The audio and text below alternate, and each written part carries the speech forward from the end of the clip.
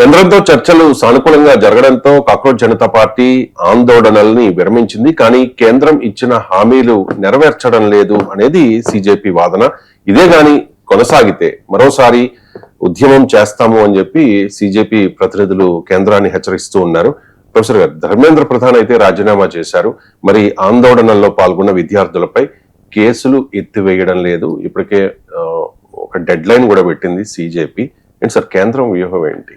అంటే ఇప్పుడు కేంద్రము లిఖితపూర్వకంగా సోనం వాంగ్చుక్ రాసిచ్చిన దాంట్లోనూ అలాగే కాక్రోచ్ జనతా పార్టీ ప్రతినిధులతో జరిగిన చర్చల్లోనూ ఈవెన్ ధర్మేంద్ర ప్రధాన్ రాజీనామాకు ఒక్కరోజు ముందే కూడా అంగీకరించింది ఏంటంటే ఈ ఉద్యమంలో పాల్గొన్న విద్యార్థులపై కానీ ఆర్గనైజర్ నిర్వాహకులపై కానీ వాలంటీర్లపై కానీ ఎలాంటి కేసులు ఉండవు అని స్పష్టంగా హామీ ఇచ్చింది. ఈవెన్ జేపీ నడ్డా కూడా ప్రకటించారు అది.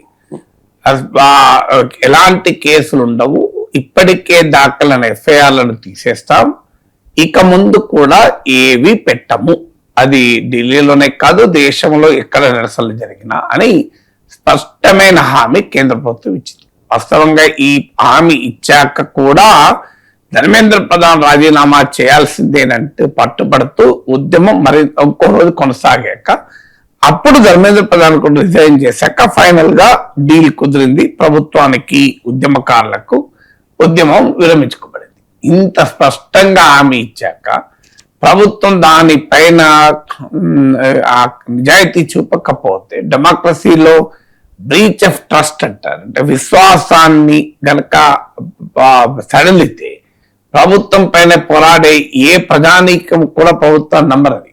అందువల్ల ఇది ఒక పెద్ద ఛాలెంజ్ అవుతుంది. అయితే ఇది నిన్న ఈవినింగ్ కపిల్ సిబల్ తో కలిసి కాక్రోచ్ జనతా పార్టీ అధికార ప్రతినిధులు ప్రెస్ కాన్ఫరెన్స్ ప్రకటించారు.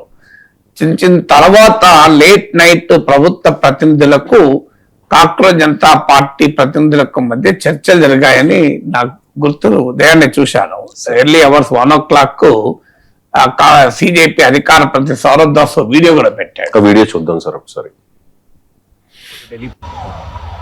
दोस्तों रात के 1 बज रहे हैं एंड अभी हम लोगों ने जो दिल्ली पुलिस के रिप्रेजेंटेटिव्स थे जो एक तरह से इंटरलोक्यूटर की तरह काम कर रहे थे हमारे डिस्कशंस के लिए, वो आए थे हमसे मिलने एंड हम लोगों से पूछा कि क्या क्या प्रॉब्लम्स आ रहे हैं. हम लोगों ने बताया कि जो वादे किए थे सरकार ने, हमें आशंका है कि वो शायद वादे नहीं रखे जाएंगे. तो वो साथ में ये government of Bihar home department का जो प्रेस रिलीज है जिसमें उन्होंने बोला है कि सारे एफआईआर वापस लिए जाएंगे प्रोटेस्टर्स के खिलाफ एंड फ्यूचर में भी कोई एक्शन नहीं लिया जाएगा, वो प्रेस रिलीज लेके आए थे. एंड साथ साथ हम लोग बैठ के ये डिस्कस कर रहे थे कि कौन कौन से दूसरे गवर्नमेंट्स हो सकते हैं, स्टेट गवर्नमेंट्स, जो ऐसे सिमिलर नोटिफिकेशंस निकाले जिससे प्रोटेस्टर्स को कोई हार्म ना आए. तो ऐसे ही काक्रोच जनता पार्टी हम लोग पूरे दिन एंड जब से ये प्रोटेस्ट शुरू हुआ है हम लोग प्रोटेस्टर्स के लिए काम कर रहे हैं. एंड अभी हम लोगों ने काफी लंबा डिस्कशन किया, ऑलमोस्ट 1.5-2 घंटे हो गए करते हुए. अभी हम लोग निकल रहे हैं एंड सरकार ने गारंटी दिया है कि कल तक जितने भी हमारे एप्रीहेंशंस थे कि ये स्टेट में कुछ हो जाएगा वो स्टेट में हो जाएगा, उन सब का नोटिफिकेशंस निकल आएगा एंड प्रोटेस्टर्स एक तरीके से सेफ रहेंगे. फ्यूचर में भी उनके खिलाफ कोई एक्शन नहीं होगा. कल हमें और ज्यादा डिटेल्स पता लगेंगे. हम डे 1 से सारे प्रोटेस्टर्स के साथ खड़े हैं. Cockroach Janata party as a movement हम लोग कभी अबैंडन नहीं करेंगे किसी भी प्रोटेस्टर को. मैं, रत्ना, आशु, अभिजीत, वैष्णवी, सब लोग पूरे टाइम लगे पड़े हैं कि कोई भी प्रोटेस्टर को कोई हार्म नहीं आना चाहिए. ऐसे ही हम लोग एक साथ आगे बढ़ते रहेंगे.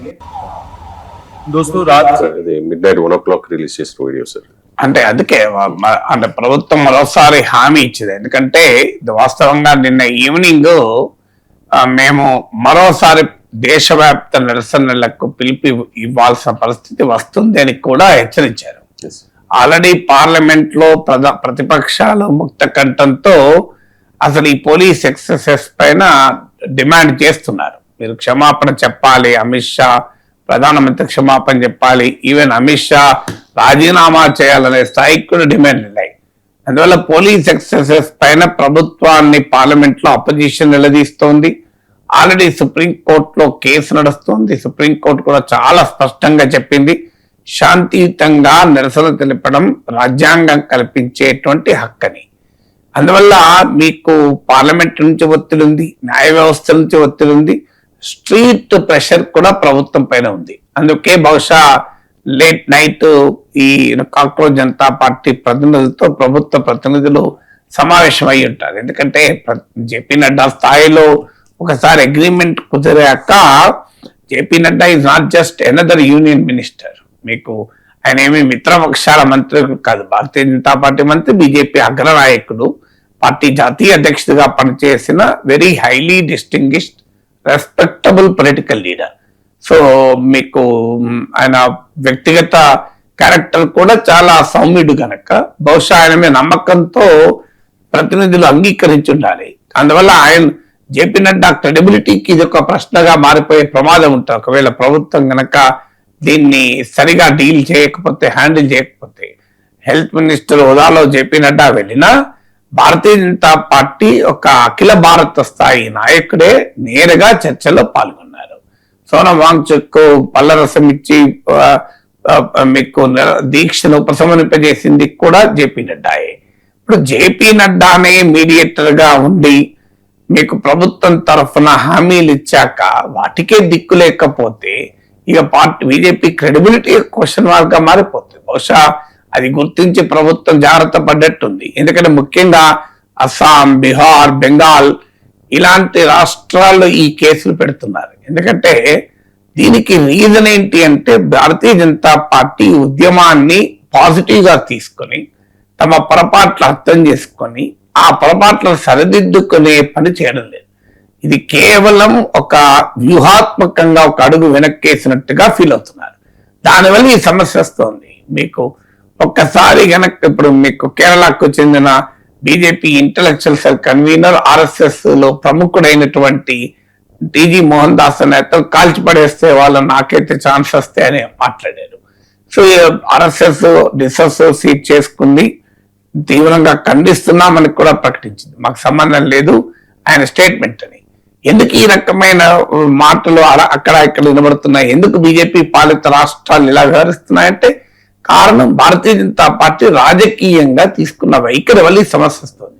హానెస్ట్ గా యాక్సెప్ట్ చేసి ఉంటే ఈ సమస్య వచ్చేది కాదు. మీకు ధర్మేంద్ర ప్రధాన్ జిందాబాద్ అంటూ పార్లమెంట్ లో చేసిన నినాదాలకు కానీ, ఆయన సన్మానం చేయడానికి కానీ, అంటే యొక్క హానెస్ట్ గా ఒక తప్పు తెలుసుకొని ఒప్పందం చేసుకోలేదు. వ్యూహాత్మకంగా ఢిల్లీలో పరిస్థితుల్ని చేయి దాటిపోతున్నాయి కనుక మాత్రమే వెనక్కొచ్చారు అనేటువంటిది పార్టీ రాష్ట్ర స్థాయి నాయకులకు వెళ్ళింది అనుకోండి. అందుకే రాష్ట్ర ప్రభుత్వాలు అలా వ్యవహరిస్తున్నాయి. అందువల్ల ఇప్పటికైనా అర్థం చేసుకోవాలి బీజేపీ జాతీయ నాయకత్వం. ఒక్కసారి ప్రభుత్వం తరఫున ఇచ్చిన కమిట్మెంట్ కు వాల్యూ లేకపోతే డెమోక్రసీ చాలా ప్రమాదంలో పడుతుంది. ఎందుకంటే ఇక పోరాడే ప్రజలు ఎప్పుడు పోరాటాలు వదలరు. ఎందుకంటే ప్రభుత్వాలపై నమ్మకం లేకపోతే ఇంకేముంటుంది. అందువల్ల ప్రభుత్వం ఎంత స్పష్టంగా, ఎలాంటి అస్పష్టత కూడా లేదు, లాంగ్వేజ్ లో తేడా లేదు, ఏమీ లేదు, క్లియర్ గా అన్నారు. సో అన్న తర్వాత మీరు దానికి కట్టుబడి ఉండకపోతే ఇప్పుడు ఢిల్లీ పోలీస్ కూడా ఫేషియల్ రికగ్నిషన్ టెక్నాలజీతో వాళ్ళు గుర్తించేటువంటి పని చేస్తుంది. అందువల్ల మీరు ఇంకో ముఖ్యమైన అంశం కూడా బీజేపీకి అర్థం కావాల్సింది, పాల్గొన్న ప్రొటెస్టులంతా మీ వ్యతిరేకులు కారు, వాళ్ళు మన సాధారణ బిడ్డలు. వారేమి రాజకీయ పార్టీల కార్యకర్తలు కారు. వారి పట్ల అంత కక్ష ఉండాల్సిన అవసరం లేదు.